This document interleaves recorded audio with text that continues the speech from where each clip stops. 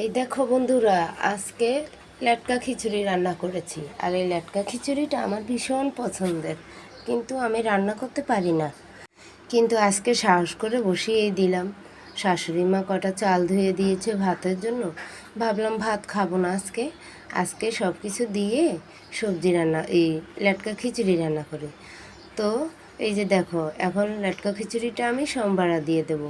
আর এখানে দিয়ে দেবো কি জানো, শুকনো মরিচ, আর দেবো হচ্ছে পাঁচফোড়ন। এই যে তেল দিলাম, 2-3টে শুকনো মরিচ দিলাম, আর এখন দিয়ে দেবো হচ্ছে পাঁচফোড়ন।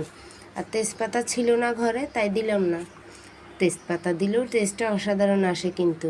এই যে দেখতে পাচ্ছ, আমি শুকনো মরিচগুলো ভেজে নিচ্ছি, একটু কালো কালো হবে, তারপরে এখানে পাঁচফোড়ন দিয়ে দেব। আর লাটকা খিচুড়ির মধ্যে কি দিয়েছি জানো, যেটাকে বলে পাতলা খিচুড়ি, সেটার মধ্যে দিয়েছি আলু, পটল, তারপরে দিয়েছি হচ্ছে বেগুন, আর একটা শসা দিয়েছি সাথে।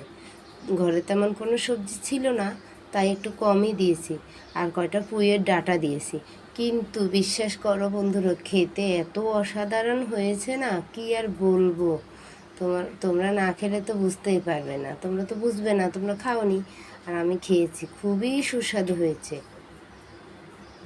এই যে দেখতে পাচ্ছ লাটকা খিচুড়ি, এই যে এটা হলো পাতলা খিচুড়ি। আর এটা আর শুকাবো না, এটা নামিয়ে নেব, ঠান্ডা হলে আরও গাঢ় হয়ে যাবে।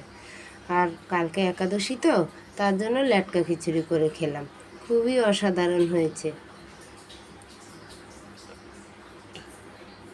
এই যে দেখতে পাচ্ছ বন্ধুরা, দেখো কেমন টকবক টকবক করে ফুটছে।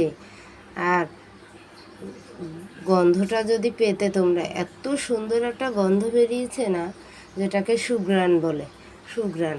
তো বন্ধুরা ভালো থেকো, টাটা, বাই বাই।